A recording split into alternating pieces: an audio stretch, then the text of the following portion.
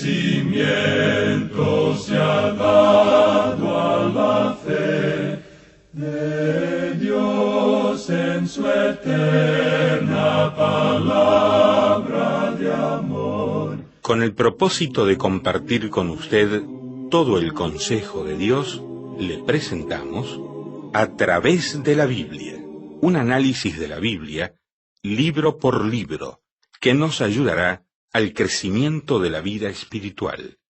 Estos estudios fueron diseñados por el Dr. J. Vernon McGee, destacado maestro y expositor de la Biblia. Le invito a que nos acompañe en este fascinante recorrido de A través de la Biblia. Cuán firme cimiento, la palabra de Dios. Me da mucho gusto saludarla, amiga y amigo de A través de la Biblia. Les habla Lemuel La Rosa para compartir estos minutos previos al estudio bíblico que tendremos en la jornada de hoy. Samuel Montoya nos traerá los comentarios del pasaje seleccionado para la jornada de hoy. Todos estos estudios fueron preparados, como siempre lo decimos, por el Dr. J. Vernon McGee.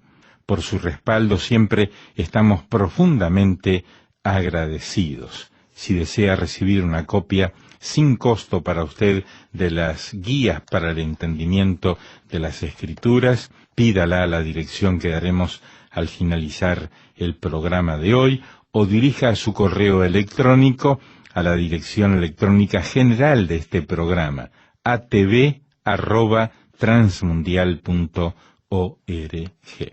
Recibimos un mail de Erika Elizabeth de el pueblo que se llama Durán, en Ecuador, y nos dice que Dios les bendiga. Les saluda Erika y les escribo desde Durán, ubicado en la provincia del Guayas, del hermoso país de Ecuador. Los escucho en la BBN 106.1 FM de lunes a viernes de 12:30 a 13 horas. Recuerdo que desde pequeña mi madre sintonizaba en otra emisora y también los escuchaba. Es increíble que por largo tiempo se hayan mantenido ustedes con el programa. Ahora tengo yo 28 años. Me gustaría que me enviaran sus notas y bosquejos para estudiar juntamente con ustedes los libros de la Biblia. Se despide su hermana en Cristo y les agradezco por su atención prestada.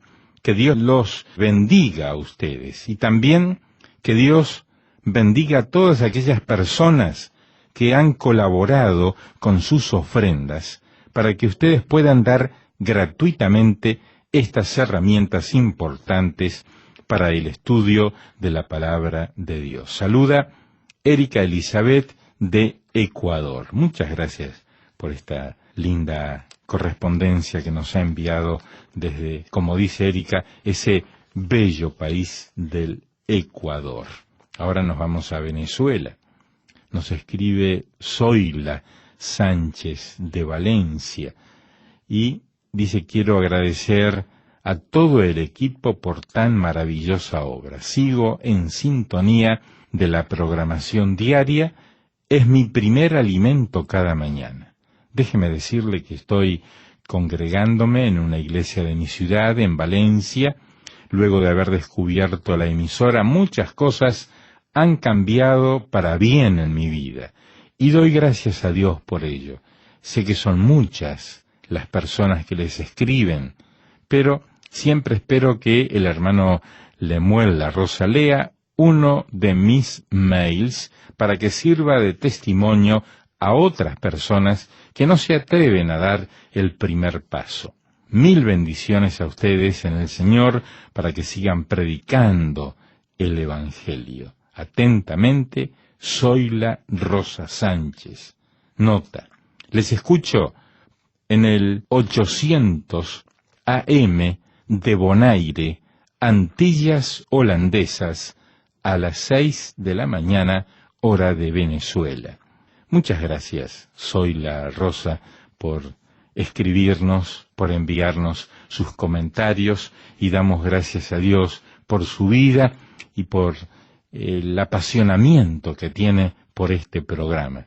Parece que nos ha escrito varias veces y ahora le tocó el turno a usted de que yo leyera su correo electrónico en este espacio.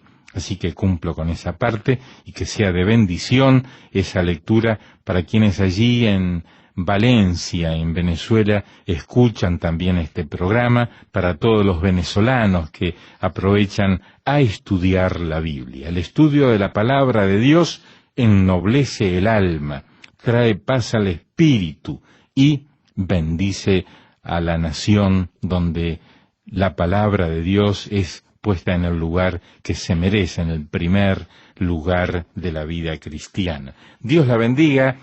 Soy la Rosa Sánchez por escribirnos, a usted y a todos los que allí en Valencia, Venezuela, escuchan, y todos los venezolanos que estudian la palabra de Dios. Les recuerdo que siempre damos nuestra dirección al finalizar cada uno de estos programas. Nos escribió también Juana Regla Sánchez desde Matanzas, Cuba, y nos dice: este programa ha resultado para mí reconfortante, ya que desde que los sintonicé por primera vez, he tratado siempre de oírlos. He aprendido mucho, y aunque no he tenido la oportunidad de comunicarme con ustedes, ahora sí lo puedo hacer. Entonces le pido que me envíen las notas y bosquejos. Me he dedicado a anotar todo y después lo repaso. Quisiera, de ser posible, me enviaran todo el material que tengan para compartir también con otras personas que oyen su programa aquí en Matanzas, Cuba. Por supuesto que lo haremos. Oremos. Señor, te damos gracias por tu santa palabra. Guíanos ahora con tu Santo Espíritu para que la oigamos, entendamos y luego llevemos a la práctica. En el nombre de Jesús. Amén. Continuamos hoy, amigo oyente, estudiando el capítulo 20 del Evangelio según San Lucas. En nuestro programa anterior estábamos estableciendo una comparación entre los saduceos y los liberales de nuestros días. Y decíamos que los saduceos fueron los enemigos más enconados de Cristo. Fueron ellos también los principales instigadores de la primera y cruel persecución que sufrió la Iglesia. Ahora, todos los enemigos de Cristo perseguían un mismo propósito: su crucifixión. Y fue así como los fariseos se unieron a sus adversarios tradicionales, los saduceos, para conseguirlo. El hecho es que los fariseos fueron los líderes en la persecución del Señor Jesucristo, pero después de la muerte del Señor, los fariseos desistieron de su afán de perseguir. Ya no tenían interés en perseguir a Cristo ni a sus seguidores. Los saduceos, en cambio, continuaron con la persecución de la Iglesia. Podemos leer en cuanto a esta persecución en los capítulos 3 y 4 del libro de los Hechos de los Apóstoles. Ahora, los liberales de nuestro tiempo presente hablan muchísimo en cuanto a la unidad de las iglesias, pero a la vez han causado la división más grande que la Iglesia jamás haya conocido. La resurrección es la prueba decisiva que confrontó a los saduceos, y es también la prueba decisiva que confronta al liberal de nuestros días. Sin embargo, ambos insisten en que no creen en una resurrección literal.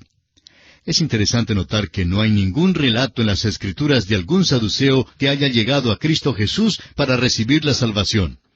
Se nos dice de un fariseo llamado Nicodemo que fue convertido. También un rico llamado José de Arimatea aceptó a Cristo como su Salvador.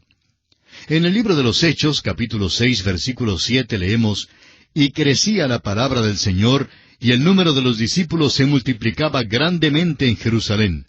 También muchos de los sacerdotes obedecían a la fe».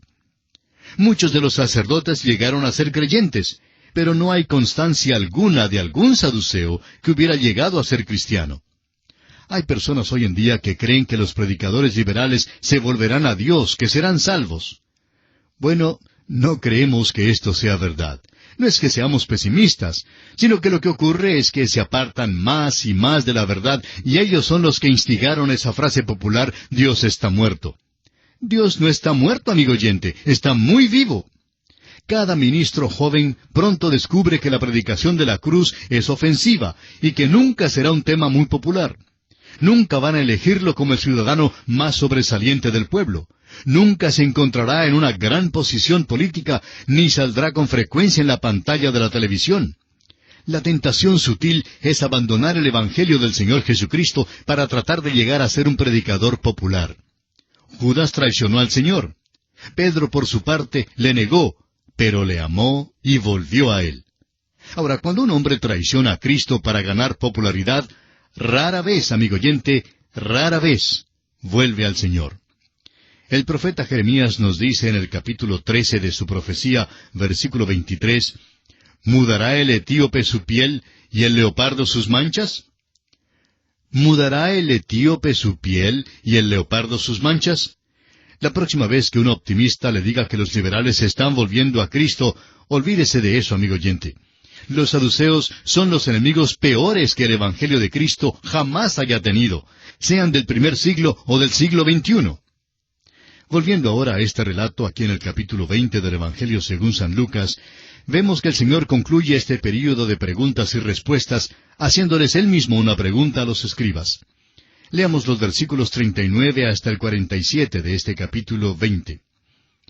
Respondiéndole algunos de los escribas, dijeron, Maestro, bien has dicho. Y no osaron preguntarle nada más. Entonces Él les dijo, ¿cómo dicen que el Cristo es hijo de David? Pues el mismo David dice en el libro de los Salmos, dijo el Señor a mi Señor, siéntate a mi diestra hasta que ponga a tus enemigos por estrado de tus pies. David pues le llama Señor. ¿Cómo entonces es su hijo? Y oyéndole todo el pueblo, dijo a sus discípulos, guardaos de los escribas que gustan de andar con ropas largas, y aman las salutaciones en las plazas, y las primeras sillas en las sinagogas, y los primeros asientos en las cenas, que devoran las casas de las viudas, y por pretexto hacen largas oraciones. Estos recibirán mayor condenación. Jesús le da vuelta a la tortilla ahora y examina él a los príncipes religiosos. El Mesías tenía que ser hijo de David, según la profecía del Antiguo Testamento. Y en Mateo 1:1 podemos leer que Jesús era hijo de David. David llamó a su propio hijo su Señor. Ahora, ¿cómo podía una persona ser al mismo tiempo su hijo y su Señor? El nacimiento virginal es la única explicación. Jesús cita el Salmo 110. Dijo que David escribió este salmo. Ahora, los críticos liberales dicen que David no fue quien lo escribió. Pero Jesús dijo que David escribió este salmo por inspiración del Espíritu Santo. El crítico liberal dice que no fue así, pero Jesús dijo que David escribió este salmo como una profecía en cuanto al Mesías. Sin embargo, la crítica liberal niega todo esto. Pues bien, Jesús amonesta al pueblo en cuanto a los príncipes religiosos, los escribas. Los escribas eran los maestros e intérpretes de las Escrituras, pero sus propias vidas contradecían las mismas Escrituras que enseñaban. Jesús indica que el juicio contra ellos será más severo que el juicio contra aquellos que no han escuchado nunca las Sagradas Escrituras. Amigo oyente, por eso le exhortamos a usted que ha escuchado la palabra de Dios en este día, a que acuda al Hijo de Dios, a Cristo Jesús, y le reciba como su Salvador personal. Y así, amigo oyente, concluimos el capítulo 20 del Evangelio según San Lucas. Llegamos ahora al capítulo 21. En este capítulo, Cristo alaba la humilde ofrenda de la viuda, anuncia la destrucción del templo y de Jerusalén, y da a conocer las señales que habrá antes del fin. Llegamos ahora a la sección profética del Evangelio según San Lucas, la cual corresponde al discurso del Monte de los Olivos, que también se encuentra en Mateo y en Marcos. En nuestro estudio de Mateo y Marcos, vimos que los discípulos le hicieron varias preguntas al Señor en cuanto a la destrucción del templo, las señales de su segunda venida y el fin del mundo.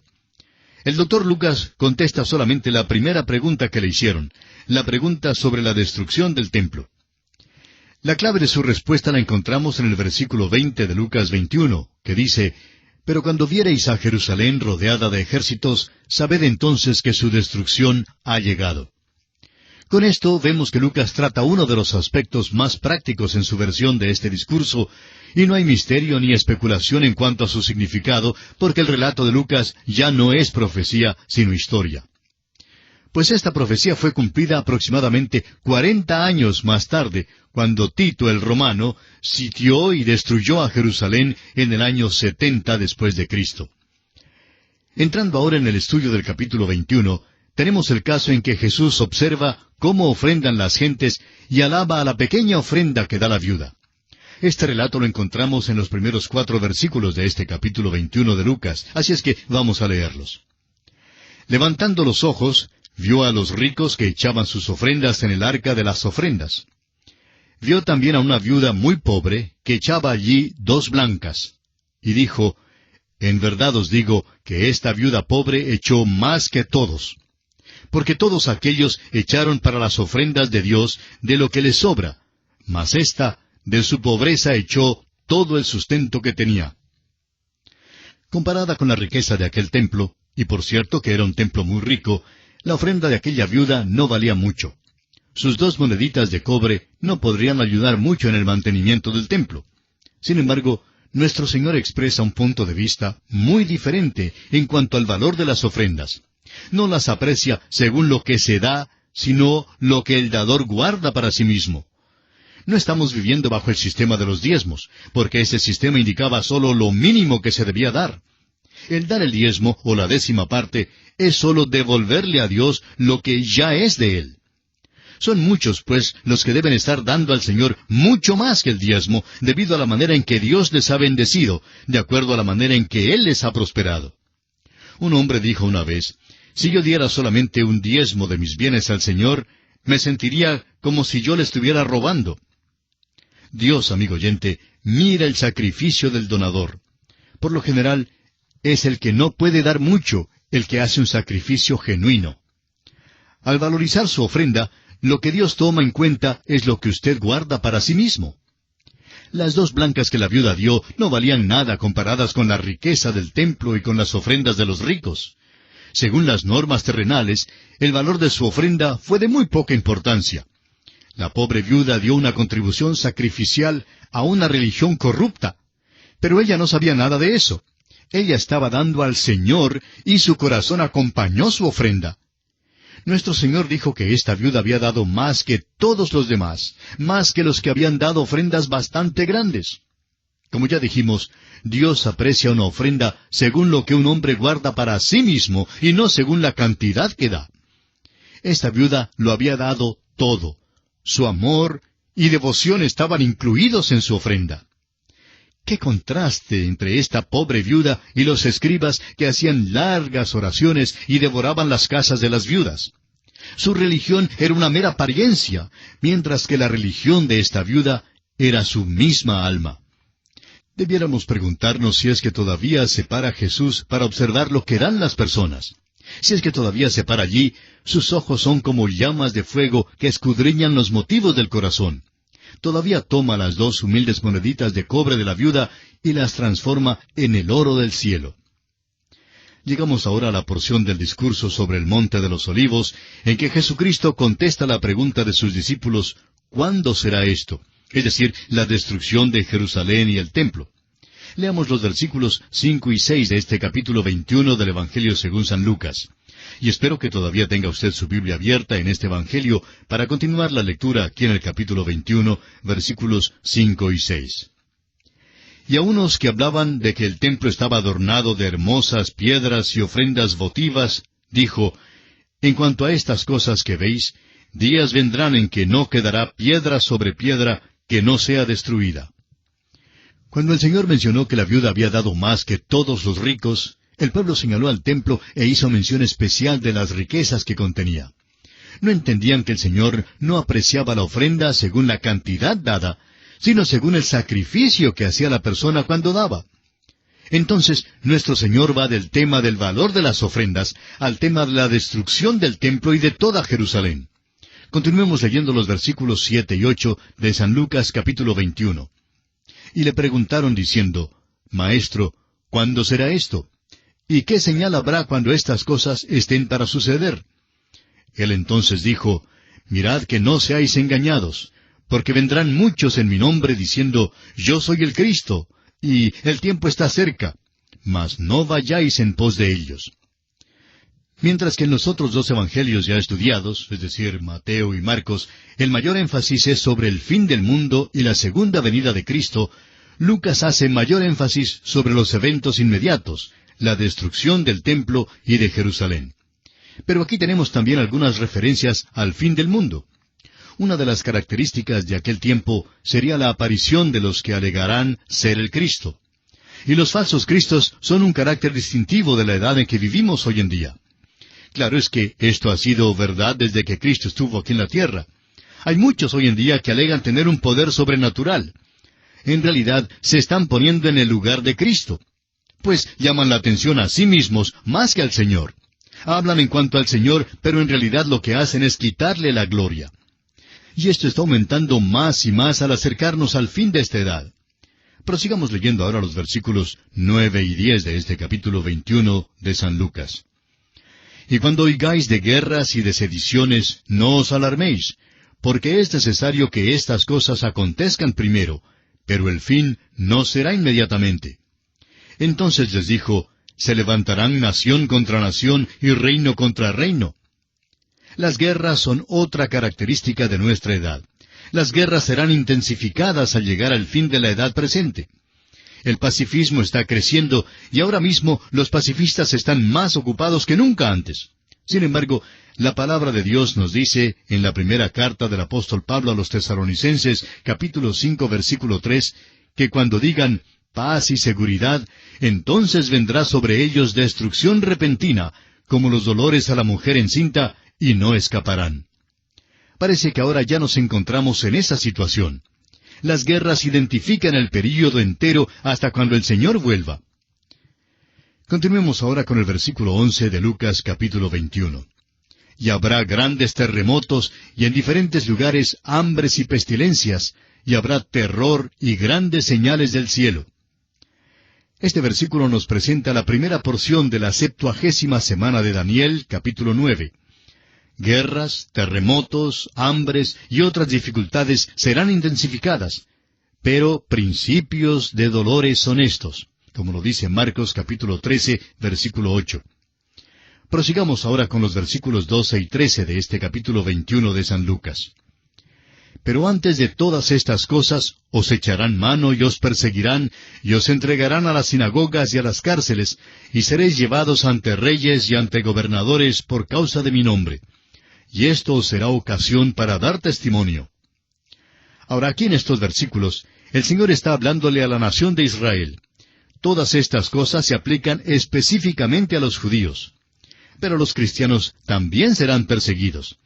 El Señor Jesucristo dijo en San Juan capítulo 15, versículos 18 y 19, Si el mundo os aborrece, sabed que a mí me ha aborrecido antes que a vosotros.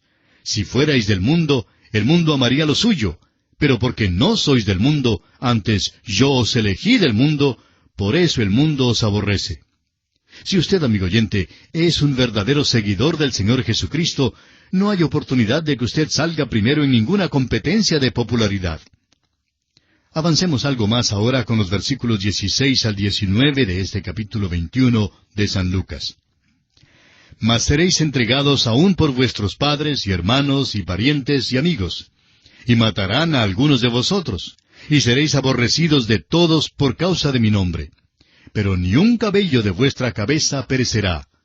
Con vuestra paciencia ganaréis vuestras almas. Este tipo de persecución contra los judíos fue lo que ocurrió en Alemania antes de la Segunda Guerra Mundial. Pero creemos que estos versículos se aplican directamente a los 144,000 judíos mencionados en el capítulo 7 de Apocalipsis, los cuales serán indestructibles durante el tiempo del período de la Gran Tribulación. El sufrimiento de estos judíos será mucho más grande durante la tribulación que lo que fue bajo la persecución alemana con sus campos de concentración y sus hornos de exterminio y todo eso. Bien, amigo oyente, nuestro tiempo una vez más se ha agotado, así que tenemos que detenernos. Continuaremos Dios mediante este interesante tema en nuestro próximo programa y confiamos que usted vuelva a escucharnos. Mientras tanto, le animamos a que lea los versículos restantes de este capítulo 21 de Lucas para que esté mejor preparado para nuestra próxima visita. Será entonces hasta nuestro próximo programa. Es nuestra ferviente oración que el Señor le bendiga abundantemente. Se nos fue el tiempo. Si le ayudó este estudio, escríbanos y cuéntenos su bendición. Gracias por las ofrendas y donaciones que nos envían. Son invertidas 100% en la distribución del programa y el envío de las notas y bosquejos. Enviamos gratis las notas y bosquejos a su dirección si usted las pide. Debe enviar su carta a través de la Biblia, apartado 2805, Miami, Florida, Estados Unidos, código 33265, 2805. También puede llamarnos por teléfono si usted vive en Estados Unidos y Puerto Rico. Puede llamarnos gratuitamente al siguiente número ahora mismo: 1-800-880-5339. Por correo electrónico a la siguiente dirección: atv@transmundial.org. Fue una presentación de Radio Transmundial. Todo lo pagó Cristo, quien por mí libremente derramó su sangre.